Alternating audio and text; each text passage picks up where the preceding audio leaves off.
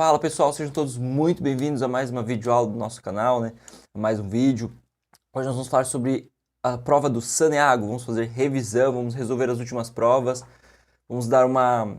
Além de resolver as provas, vamos falar um pouco além dos conhecimentos, vamos modificar algumas coisas, vamos fazer no final um raio-x da banca e falar o que a banca tem mais cobrado nesses últimos concursos, para dar dicas para vocês, o que vocês devem se atentar na hora da prova, né? E também ao final vai ter uma surpresa, então peguem até o final esse canal que vai ter uma surpresa, esse vídeo, né? Vai ter uma surpresa bem legal para vocês que vocês vão curtir pra caramba, hein? Fiquem ligados. Vamos lá então, pessoal.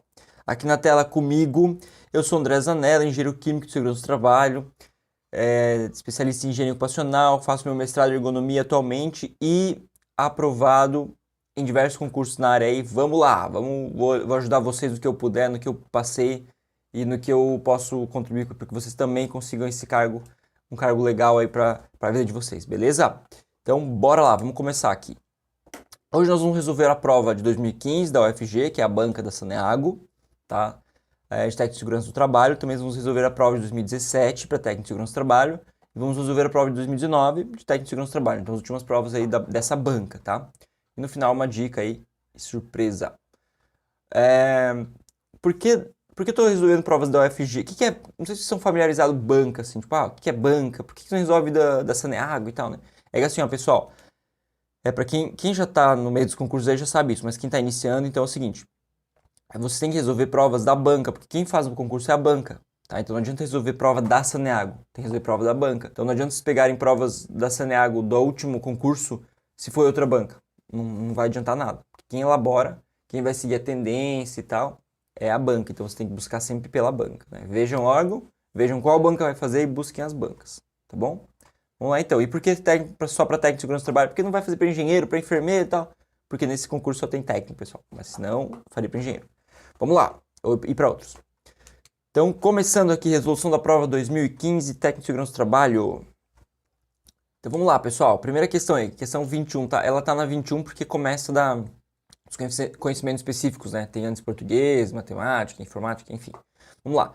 De acordo com a NR12, o acionamento e desligamento simultâneo por um único comando de um conjunto de máquinas e equipamentos ou de máquinas e equipamentos de grande dimensão devem ser precedidos de... Atenção, pessoal. Há um tempo atrás, tá? Né? Essa questão é de 2015, tá? Essa prova de 2015. A NR12 foi remodificada, né? Refeita uma nova e tal, vocês sabem disso. Então agora, pessoal, olha lá. Essas duas aqui poderiam estar corretas, ó. Porque agora, como é que fica, ó?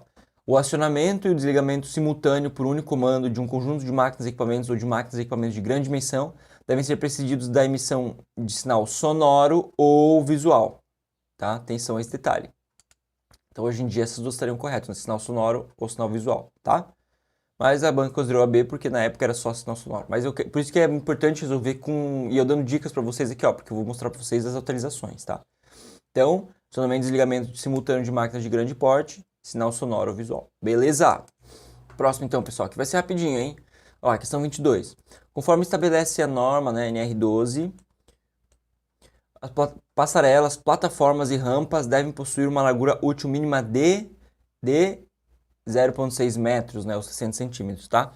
Quero destacar para vocês que isso aqui antes estava no corpo da NR, tá? Com a nova atualização, isso aqui passou ao anexo 3, que fala sobre meios de acesso a máquinas e equipamentos. Então, antes esses meios de acesso estavam no corpo, agora é um anexo só específico para isso, tá? E lá nesse anexo consta, né, então, que é de 0,6, 0,60 os meios de acesso, né? Rampas, enfim, passarelas, né? É o mínimo, tá bom? Porque menos que isso fica desconfortável, para o trabalhador é até perigoso, tá? Quero chamar a atenção para vocês que no corpo da NR, tá? Um tempo atrás tinham distâncias ali de máquinas e tal. Agora, com as atualizações, não tem mais, ó. Então, a distância mínima entre máquinas, em conformidade com suas características e aplicações, deve resguardar a segurança dos trabalhadores durante sua operação, manutenção, ajuste, limpeza, inspeção, permitir a movimentação dos segmentos corporais em fase da natureza da tarefa. Então, não há mais distanciamento seguro, assim, há o distanciamento, mas não há mais um valor fixo. Antes era 60 metros, já foi 120, 1,20 m e tal. Então agora não tem mais. E algumas bancas colocam para ver se o candidato está atualizado. Então não tem mais distanciamento fixo, tá? Agora de acordo com a operação, as características, deve ser uma movimentação segura. Vai ter algumas distâncias em várias NBRs, tá? Mas na NR não tem mais, beleza? Lembrando que esse é o corpo do NR11, tá? Bora lá. Ó, pessoal, questão 23. De acordo com o NR12, as mangueiras utilizadas nos sistemas pressurizados devem possuir indicação de... Ó, isso aqui é um pouco específico, né? Mas é o seguinte, pensem assim, ó.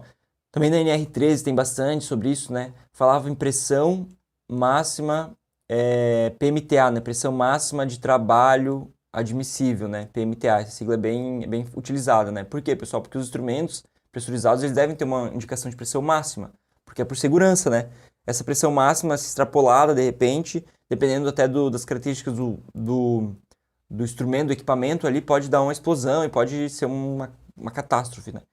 É bem perigoso. Então, assim, ó, deve ser respeitada essa pressão máxima de trabalho admissível, tá? Acima do qual já... Dependendo do caso, na NR13, por exemplo, fala sobre caldeiras, baixas pressões, pode até ser considerado risco grave iminente, tá? Então, aqui, ó, e ela é especificada pelo fabricante, né? O fabricante que diz, né? Ele conhece o seu equipamento. Então, é a pressão máxima de trabalho admissível especificada pelo fabricante, né? Não é especificado pelo profissional habilitado, não é queda de pressão brusca, né? E, enfim, já pegaram. Beleza, pessoal? Próxima, 24. De acordo com o anexo 12 da NR12, lembrando que essa NR é uma NR ainda eles estão falando da NR de 12 de 2015, tá? NR12 de 2019 2020 já é totalmente reformulada, tá? Então eu tô adaptando para vocês aqui. Então pode ser que não esteja nesse anexo, por exemplo, tá? Às vezes vai falar de acordo com o anexo, mas vai estar no corpo. Não tem problema, o objetivo daqui é a gente aprender, né? De acordo com o anexo 12 da NR12, os trabalhos em altura que não haja possibilidade de contato ou proximidade com redes energizadas ou com possibilidade de energização deve se usar. Olá, pessoal, aqui parece muito ser a plataforma de trabalho aéreo, né? Mas, ó, aqui na verdade é o cesto suspenso içado por equipamento de guindar. Vamos ver aqui, ó. Isso aqui tá lá num dos anexos, tá? No anexo 4, onde fala sobre cesto, sobre cestos suspensos, ó. Cesto suspenso. Então tem um anexo só para isso, né? Bem específico, pessoal. Vale a pena ler esse anexo só para isso? Não sei até que ponto, tá? Talvez concursos queiram muito passar o curso dos sonhos, beleza. Mas assim, já tiver visto toda a NR, todas as outras que caem, enfim, deixa como prioridade secundária isso aqui, tá? Desde que não haja possibilidade de contato ou proximidade, então, ó, se não houver possibilidade de contato ou proximidade com redes energizadas, tá? Ou com possibilidade de energização, pode ser utilizado o cesto suspenso içado por equipamento de guindar, atendendo os requisitos mínimos previstos nesse, tá bom? Então essa é uma peculiaridade aí da norma, tá? Eu acho que é mais legal, em vez de vocês estudarem muito afim os anexos, estudem os anexos principais ali, por exemplo, passarelas, aquilo que a gente viu anteriormente, né, o anexo 3, esse é importante, é o anexo mais importante. Esse aqui é a primeira vez que eu vejo cobrar na vida, e olha que eu já vi várias provas, então deixa pra pegar aqui comigo, ó, nas revisões aqui a gente faz os vídeos, você vai... Tem dicas que é bom só vocês verem vídeos e seguir meu Instagram lá, gente, o Instagram do SST Concurso, eu posto novidades, posto dicas, posto coisa rápida, que vocês vendo ali já vão conseguir acertar, né, não é uma coisa tão difícil. E daí vocês não perdem tempo estudando do que realmente cai bastante, né? Então essa é a minha dica, tá? Vejam nossos vídeos curtos, posts rápidos e tal, pra vocês lembrarem disso, tá bom? De acordo com o NR33, é permitida a entrada e a realização de qualquer trabalho em espaço confinado, somente com...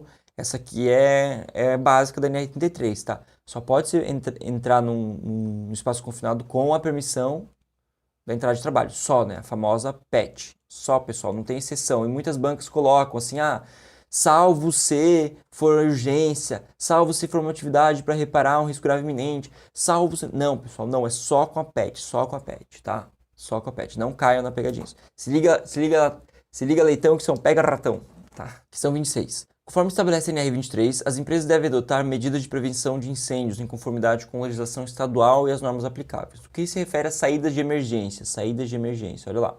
Devem ser equipadas com dispositivo de travamento que permitam fácil abertura pelo lado externo? Não, pelo lado interno, tá? De dentro para fora, tá? Isso aqui, pessoal, é o seguinte, ó. Você tem um estabelecimento que... Isso aqui é meio lógico, né? Você tem um estabelecimento que vai proteger de roubo, né? Vai deixar fechado. Mas você pode fechar do lado de dentro, porque os trabalhadores não podem sair. Pegou fogo, os trabalhadores não conseguem sair, não. Então eles podem ser fechados do lado de fora para dentro.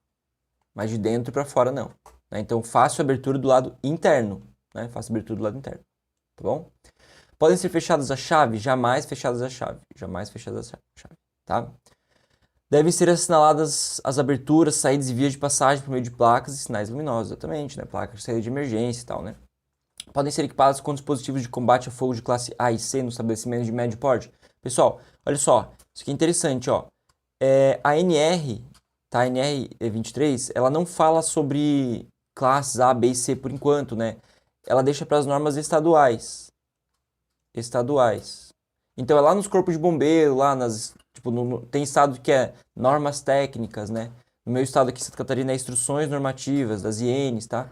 Então depende como o corpo de bombeiro chama lá as legislações que tratam sobre qual dimensionamento, classe A, B, C, D, K, quantos que tem que pôr, quantos extintor, qual a área em metros quadrados do extintor, para dimensionar, tipo, para área de tantos metros quadrados precisa de tanto extintor, qual é a altura aqui da plaquinha, que tem que ter a sinalização no chão aqui, né? Aqui, ó, aqui tá o extintor.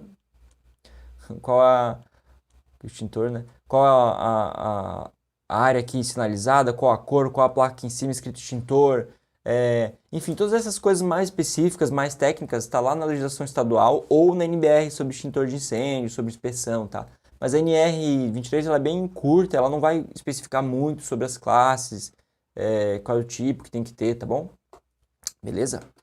Então, lembre-se disso. O que mais temos aqui, então? Questão 27. De acordo com o NR35, considera-se trabalhador capacitado para o trabalho em altura aquele que foi submetido a aprovado em treinamento teórico e prático com carga horária aproximadamente de 8 horas. Então, trabalho em altura, NR35, 8 horas. Lembrando que NR10, eletricidade, quanto que era? Vocês lembram? 40 horas, hein? Não vou esquecer. CEP também, tá? Então, NR35, 8 horas, NR10, 40 horas, ok? Também sempre cai. Bastante cobrado isso aqui. Bora lá, próximo. De acordo com o NR35, quando ocorrer mudança nos procedimentos, nas condições de operações de trabalho, quando ocorrer, né, retorno de afastamento do trabalho superior a 90 dias e mudança da empresa, o empregador deve... Olha só, pessoal, aqui muito cuidado, hein? Aqui até então, né, era realizar o treinamento periódico bienal, né? Porque o treinamento periódico era trabalhador afastamento superior a 90 dias ou alguma mudança na empresa e tal. Porém, entretanto, se liguem nisso, ó. Olha só o que temos hoje. 2019 foi uma atualização, então isso aqui não vale mais, ó. Isso aqui foi revogado. Então era assim, ó, o empregador deve realizar treinamento periódico bienal sempre que mudança dos procedimentos ou condições de trabalho, evento que indica a necessidade de novo treinamento, retorno do afastamento do trabalhador por período superior a 90 dias, tá? 90 dias, estava aqui, ó. 90 dias, tá? 90 dias. Ou mudança de empresa e tal. Agora não tem mais isso, caiu, tá? Por quê, pessoal? Eu acredito que é porque os treinamentos, eles foram... Porque a NR1 era bem omissa com relação aos treinamentos, e agora a NR1 está falando muito sobre treinamento, tem um anexo só sobre isso. Então acho que agora tiraram algumas condições específicas e foi tudo para a NR1, tá bom? Beleza? Vamos lá, próximo. Questão 29. Conforme estabelece a NR35, as atividades de trabalho em altura não rotineiras devem ser previamente autorizadas mediante PET, permissão de trabalho. Olha ela aqui de novo, hein? PET, PT, né? Ó, lembrando que atividades. No meu e-book eu já resolvi uma questão que falava sobre isso, hein? Olha como as bancas repetem. Atividades, ó, vou colocar assim. Rotineiras é pela análise de risco. Atividades não rotineiras é pela permissão de trabalho, tá bom? Fiquem ligados nisso, ó. Continuando aqui, de acordo com o anexo 1 da NR35, o trabalho em altura, utilizando acesso por corda, deve ser interrompido imediatamente em caso de ventos superiores a 40 km por hora, hein? Isso aqui também está num anexo muito específico, tá? O anexo 1 da NR35, tá? Então, assim, nova pergunta, devo ler isso aqui? Não sei, pessoal, eu sou meio reticente quanto a isso, tá? É melhor vocês compararem nossos vídeos, nossas dicas, que aqui vocês daí, se cair, você já mata essa questão, tá? Eu leria só em prioridade secundária ou terciária, né? Veja um vídeo da nossa hierarquia das normas lá que eu postei, para vocês verem quais normas devem começar, quais normas em segundo, quais normas em terceiro, quais normas não estudar, tem norma que não é para estudar, tá? Então tem um vídeo da hierarquia das normas regulamentadoras aqui nesse canal, vejam aí que isso vai ajudar bastante. Questão 31. De acordo com o NR36, né, sobre frigoríficos, né, trabalho com abate de carnes e tal, para possibilitar a alternância do trabalho sentado ou em pé, o empregador deve fornecer assentos para o posto de trabalho estacionários, de acordo com as recomendações da análise ergonômica de trabalho, assegurando no mínimo, um assento para cada 3 trabalhadores, pessoal. Aqui é o mais rígido, né? Então, um para cada 3 trabalhadores. Esse dado é bem importante. Quando aparece NR36, cai bastante com esses dados aqui e também cai com pausas. Já vi cair questões com pausas de trabalho, a gente vai ver daqui a pouquinho, tá? Eu esqueci de falar aqui, pessoal, outra coisa importante também que é interessante mencionar é que aqui, ó, na NR18 aparece também esse 40 km por hora. Na verdade é 42, né? Mas é parecido, ó. Fala assim, ó. Então, quando tiver ventos, né? Ventos com acima de 42 km por hora, as gruas devem possuir sinal sonoro, né? E deve ser operação assistida e tal, né? E com ventos acima de 72 km por hora, certo? Devem ser interrompidas atividades com gruas, tá? Então, fala assim que sob nenhuma condição é permitida atividade com grua, tá? Então, interrompida. Então, é só para vocês lembrarem também. Quando eu vou lembrando aqui alguma coisa, eu vou colocando para vocês, para que vocês, se cair aqui, já sabem, tá? Então, esses 40 km aparecem também na R18, né? 42 km e 72 km, tá? Beleza, voltando aqui, então. Isso aqui sempre aparece, então, sobre trabalhadores assentos e tal, né? Um a cada 3. E também vai falar sobre pausa. Vai ter, acho que, uma questão sobre isso. Se não tiver, eu coloco para vocês aqui, tá? Ó, aqui exatamente essa aqui. Então, de acordo com a Organização Temporal do Trabalho, na NR36, trabalhadores que desenvolvem atividades exercidas diretamente no processo produtivo, onde são exigidas repetitividade e ou sobrecarga muscular, estática ou dinâmica do pescoço, ombro, dorso e membros superiores e inferiores, devem ser asseguradas pausas com os períodos unitários mínimos e máximos, sendo respectivamente de 10 a 20 minutos, tá? As pausas, beleza? Lembrando para vocês que, olha só, para os trabalhadores que desenvolvem atividades exercidas diretamente no processo produtivo, né, que a gente falou aqui, então vão ter pausas de acordo com o seguinte quadro, ó. Se a jornada de trabalho for de até 6 horas, 20 minutos de pausa. De até 7 horas e 20, 45 minutos de pausa. E de 8 horas e 48 minutos, a jornada de trabalho, 60 minutos de pausa, tá? Os períodos unitários das pausas, distribuídos conforme o quadro 1, devem ser de no mínimo 10 minutos e no máximo 20 minutos, tá? A distribuição das pausas deve ser de maneira a não incidir na primeira hora e no final da última hora. Então, não pode ser na primeira hora e também não pode ser no final da última hora. E deve ser contíguo, né? Tipo, deve ser de uma vez só. Não pode dar um intervalo de... vou dar um intervalo de uma pausa de 10 minutos, então vai fazer 2, depois mais 2, depois mais... Não, 10 minutos de uma vez, tá? Não pode ser na primeira hora e nem na última hora de trabalho, tá? Porque senão pode ser maculado, né? Ah, tá, faz na última hora, daí já sai e tal, beleza? Tem que ser pausa no meio ali da atividade, tá? Importante detalhe. Próximo. De acordo com o NR20, os tanques para armazenamento de líquidos inflamáveis somente poderão ser instalados no interior dos edifícios, sob a forma de tanque enterrado quando destinado a óleo diesel, tá? Isso aqui eu já errei num concurso, hein, pessoal? Eu errei para vocês não errarem, hein? Atenção. Interessante, ó. Tanque enterrado, né? Tanques no edifício, tá? Dentro dos edifícios, só se for enterrado e para óleo diesel, beleza? Provavelmente para ligar o motor ou alimentar um reator, alguma coisa. De acordo com o NR15, a eliminação ou neutralização da insalubridade ocorrerá. Já fiz um mapa mental sobre isso, já postei no meu Instagram. Viram que às vezes vocês veem meus mapas mentais no Instagram, no SST Concursos. Vocês nem precisam estudar algumas coisas, não precisam ficar estudando, perdendo tempo. Só olhem as dicas que vocês vão passar. Ó. Eu coloquei lá. Ó. Então, a neutralização da insalubridade ocorrerá com a adoção de medidas que conservem o ambiente de trabalho dentro dos limites de tolerância ou a utilização de equipamento de proteção individual. Já postei isso bem massa para vocês lá. Próximo. Sistema de proteção limitador de queda de altura com a utilização de rede de segurança referidos a NR18 deve ser submetido à inspeção para verificação das condições de todos os seus elementos e pontos de fixação, devendo a inspeção ser semanal, tá? Semanal. Chama atenção para outro fator, ó. Os equipamentos de guindar, transportar materiais e pessoas devem ser vistoriados diariamente. Então, se fosse vistoriados, ó, diariamente, tá? Então, aqui, ó, quando fala sobre inspeção, é semanal. Vistoriado e equipamentos de guindar, transportar materiais é diariamente, tá? Antes do início do serviço. Importante isso aqui, tá? São equipamentos de... Der uma falha ali, pode acontecer uma tragédia, né? Um acidente grave, tá? Beleza? Conforme especifica o glossário da NR10, vamos lembrar então o que é extra baixa tensão. Baixa tensão, isso aqui sempre cai, ó. Então, de acordo com o NR10, vamos lá, colocar assim, ó. Baixa tensão. Vamos colocar aqui. Extra baixa tensão, né? Que é a tensão de segurança, tá? Extra baixa tensão. tá? Para corrente alternada e corrente contínua. Tá? Então, na verdade, eu vou fazer o seguinte, vou colocar mais organizado, pessoal. Vamos se organizar, né, para vocês aí. Importante a organização, principalmente na didática aqui. Isso, vamos lá. Tô falando temos corrente alternada e corrente contínua, certo? E temos também sobre NR12, que pode confundir.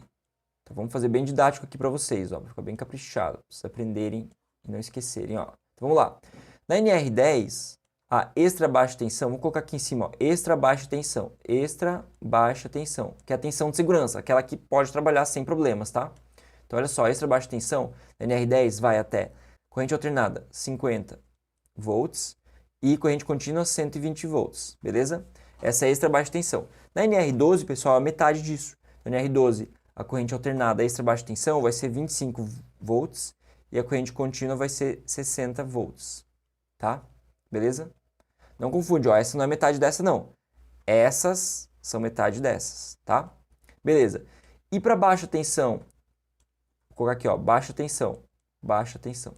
Ó, essa aqui, a corrente alternada NR10, vai de, corrente alternada, ó, vai de 50 volts até 1000 volts, tá? E a corrente contínua vai de 120 até 1500 volts, beleza? Lembrando, pessoal, que, como é que, um macetinho que eu tenho para decorar, você faz assim, ó, às vezes pode confundir, peraí, 50 é corrente alternada ou 50 é corrente contínua? Eu lembro que é 50 e 120, mas eu não lembro qual é cada um. Pensa assim, ó, corrente alternada, ó, CA, A vem primeiro que o C, né? CC. Então, CA, o A vem primeiro que o C. Então, o menor vai vir antes, ó, 50 e 120, tá? Eu fiz assim para decorar, beleza? Então, a alternativa correta, pessoal, é a alternativa D, né? Baixa tensão, BT é a tensão superior a 50 volts, né? Que vai até 1000 em corrente alternada e 120 volts, né? Até 1500 em corrente contínua, beleza? Certo, pessoal? Vamos lá, ó. Continuando.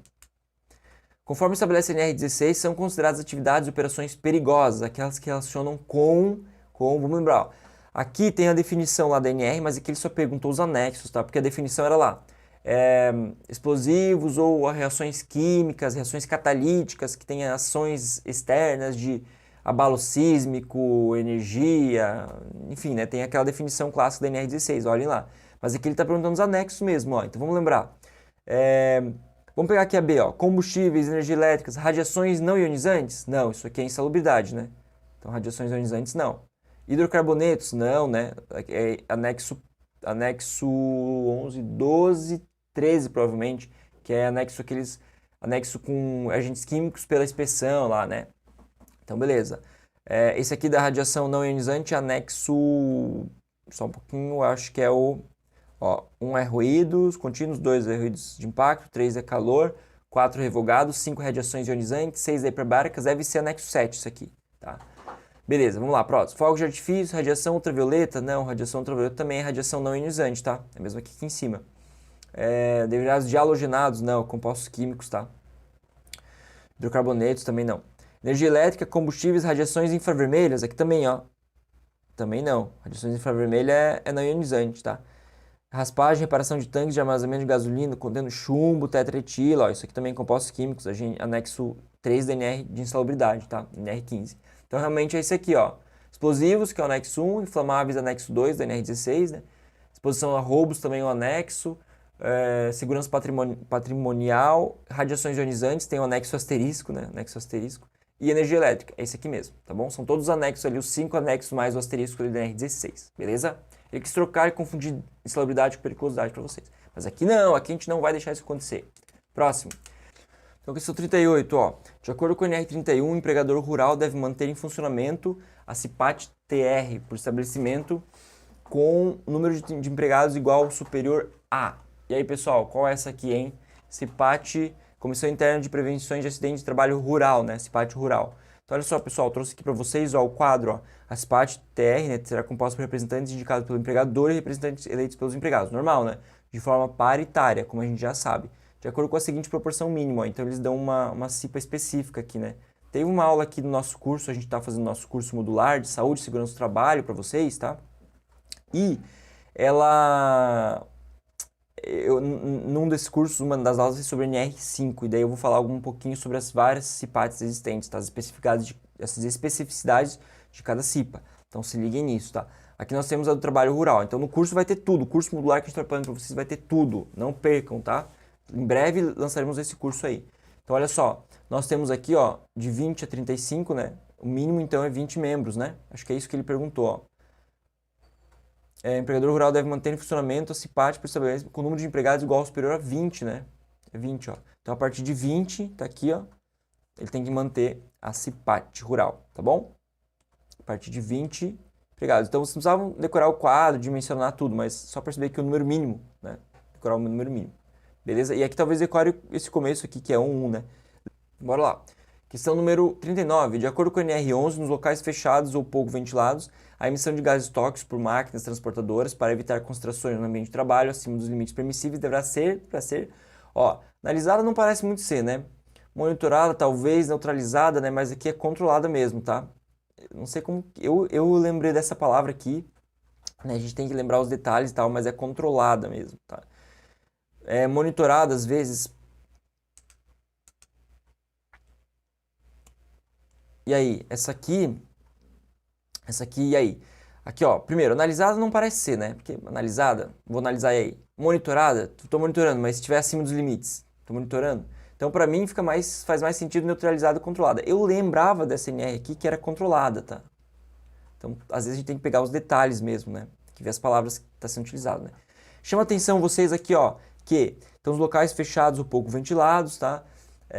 Deverá ser controlada, né? As emissões de gases tóxicos deverá ser controlada para evitar concentrações acima dos limites permissíveis, né? E, ó, detalhe que pode perguntar, eu vou ir além com vocês, ó. Em locais fechados, então aqui é fechados ou pouco ventilados. Aqui é fechados e sem ventilação, daí é proibida a utilização de máquinas transportadoras, movidos a motores de combustão interna, salvo se providas dispositivos neutralizadores, ó, que eu quis confundir. Aqui tem que ser neutralizador mesmo, tá?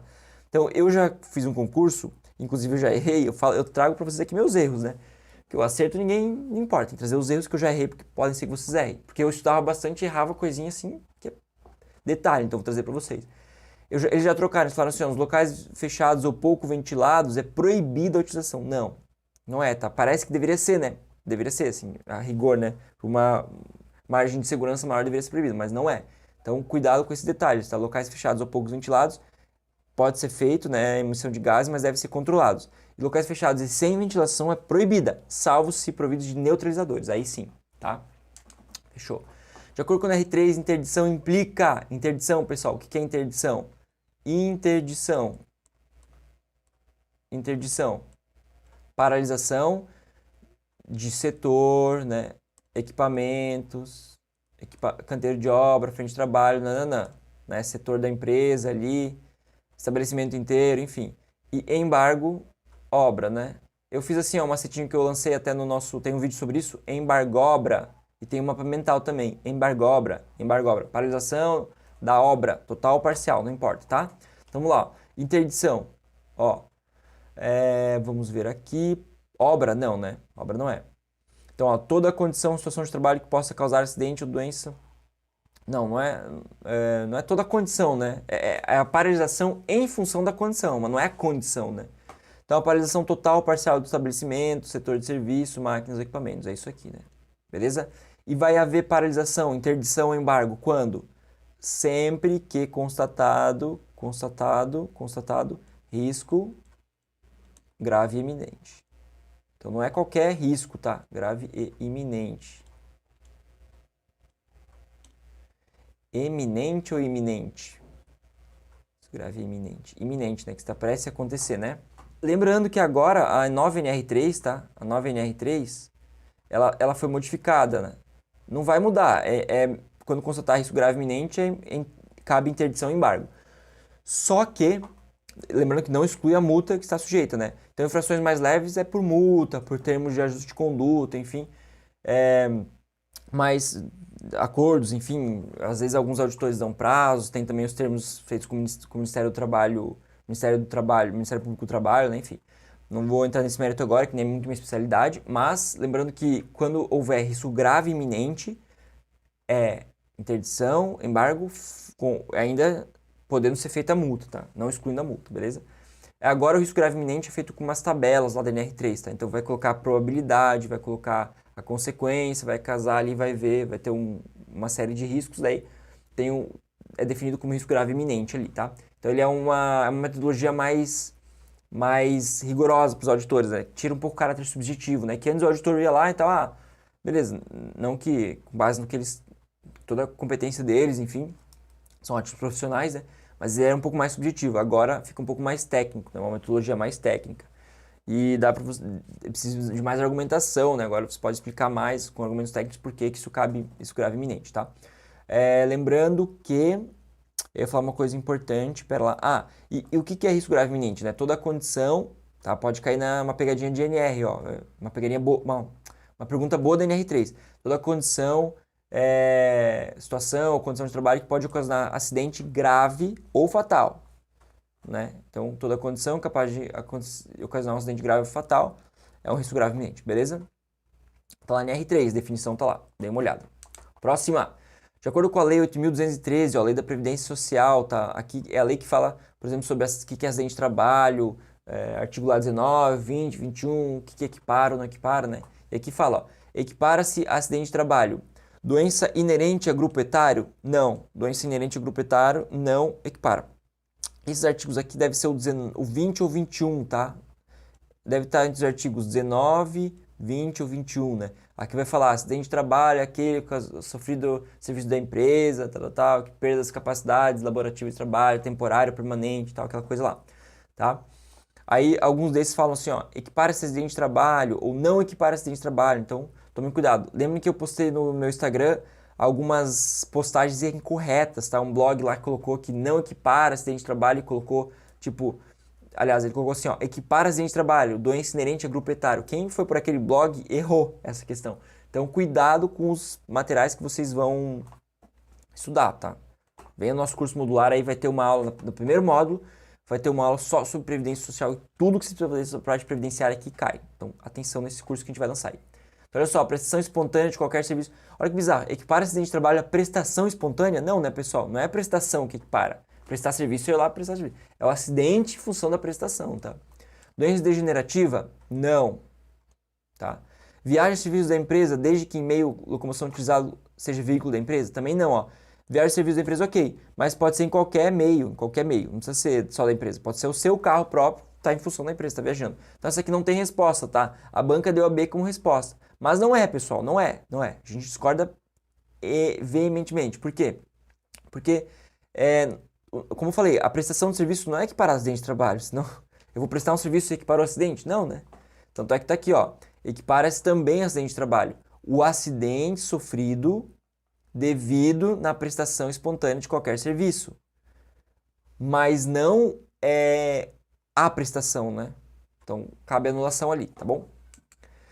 Questão 42. Ó, de novo, legislação previdenciária, hein? No primeiro módulo do curso que a gente vai lançar, a aula 5 é só sobre previdenciário. Aula 4, só sobre assuntos previdenciários. Tudo sobre previdenciário.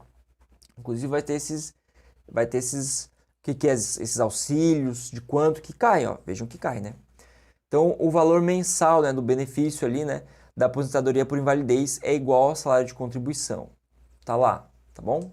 Então, lá. Quando o acidentado do trabalho estiver em gozo do auxílio-doença, o valor da aposentadoria por invalidez será igual a do auxílio-doença, se este, por força de reajustamento, for superior ao previsto nesse artigo, tá? Então, ó, aposentadoria por invalidez, tá, pessoal? Então, a pessoa sofreu um acidente grave lá, ficou em impossibilidade de trabalhar, ficou inválido, né? Então, ela vai ser igual ao auxílio-doença, tá? E detalhe aqui, ó, no artigo 61. O auxílio-doença, inclusive o decorrente de acidente de trabalho, considerado uma renda mensal correspondente a 91% do salário-benefício. Isso pode cair. Já vi cair em concurso. Já errei, inclusive, tá? Então, chama atenção para esse detalhe, tá? Auxílio-doença, tá? Auxílio-doença, que é aquele auxílio causado por acidente ou doença, né? Beleza? Acidente de trabalho, né? Doença de trabalho pode ser considerado acidente de trabalho. E questão 43. Conforme determina a NR12, o certificado de aprovação das instalações deve ser emitido pelo órgão regional do Ministério do Trabalho. Só que essa NR foi revogada, tá? A NR2 foi revogada. mas era órgão regional do Ministério do Trabalho. O CAI, né? Certificado de Aprovação de Instalações, tá? 44. Conforme estabelece a NR17, essa NR é linda, a NR mais querida do Brasil. Nos locais de trabalho onde há solicitação intelectual, tá, pessoal? Isso aqui sempre cai. Isso aqui vocês devem estar decorados, isso aqui, né? Isso aqui ó, é básico, tá? Sempre cai, ó. Então, nível de ruído acima de 85, não, né, pessoal? Tem que ficar entre 60 decibéis e 65, tá? 60 e 65. 60 é decibéis da curva C e aqui é decibéis de A. Tá, pessoal, na verdade fala assim, ó, que deve ser seguida a NBR, tá? É NBR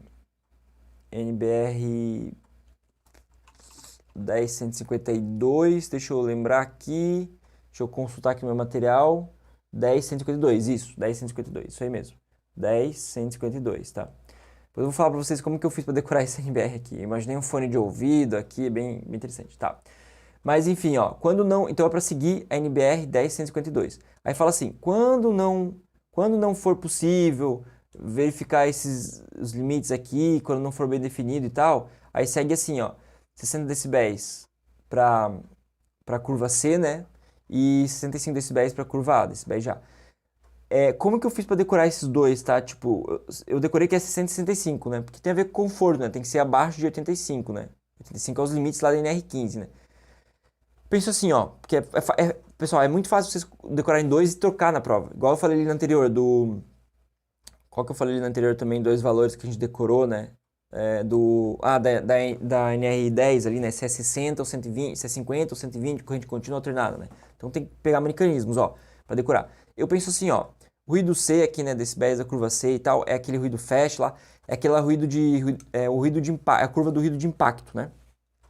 Engasguei agora aqui. É a curva do ruído de impacto.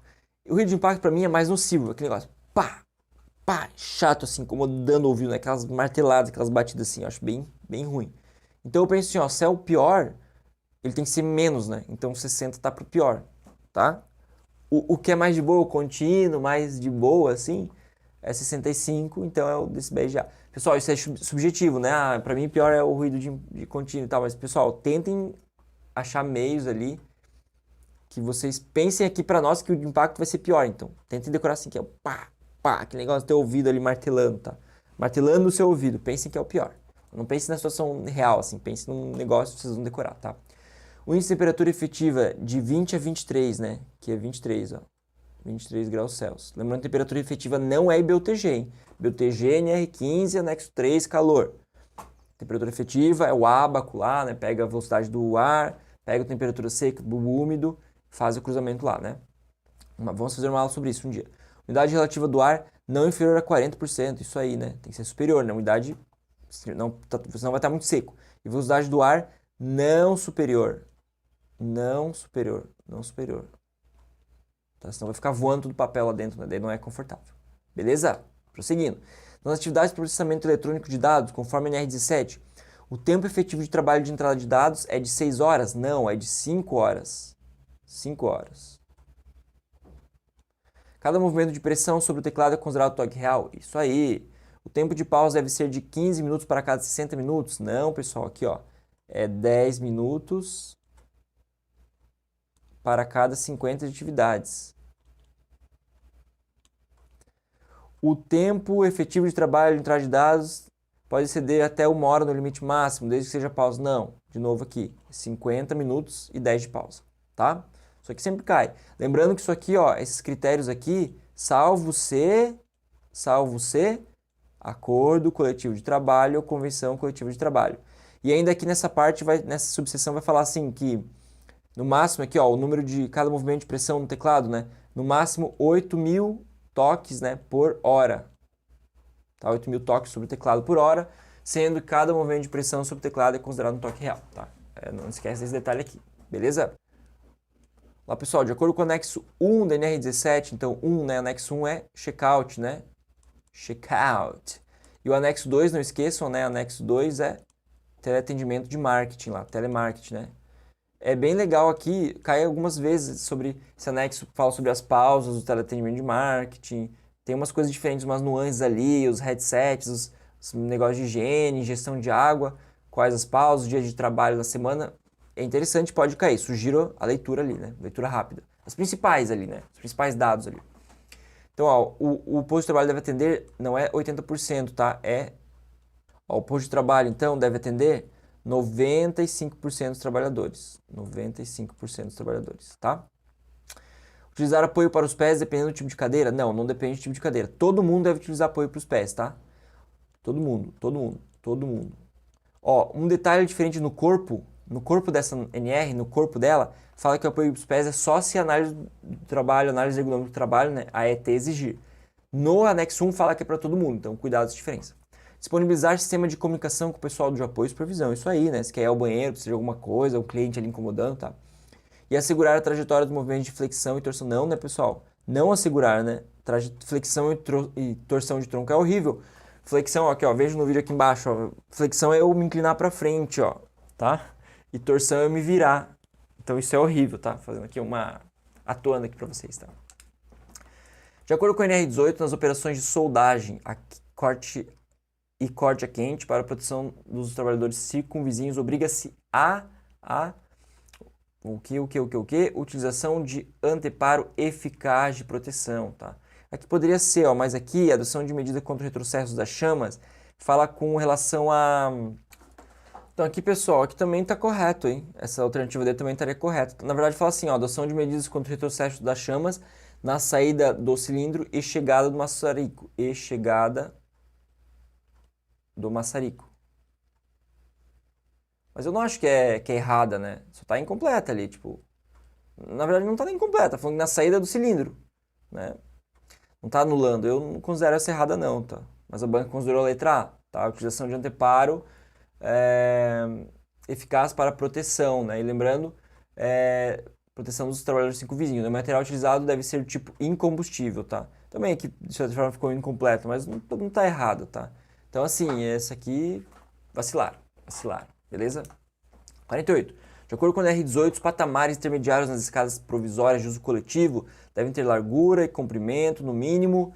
Vamos lá, e essa aqui, pessoal, essa aqui, hein? Essa aqui, ó, não é igual a metade, não é igual a metade. Não é de 90 também, é igual a largura da escada, Tá, ó, chama atenção aqui pra vocês, ó. Eu trouxe pra vocês aqui, ó, um esquema que eu fiz, vou postar em breve no meu Instagram, para que vocês saibam que a escada é da NR11, tá? Então essa aqui é sobre a NR11, ó. Lembrando que é diferente da NR18, sobre escadas na construção civil. E da NR12, na verdade, da NR12 que fala, né? Sobre escadas e tal. Plataformas, escadas. Então cuidado, né? Que tem lá escada com espelho, escada sem espelho. Lá é outra coisa. A NR11 fala o seguinte, ó. Então tem que ter lance único de degraus, acesso a um patamar final, né? 1 por 1. Corrimão guarda-corpo 1 metro em toda a sua extensão. Espelho máximo 0,15 metros. Piso, largura mínimo 0,25. A largura útil, a largura da escada 1 por 1, né?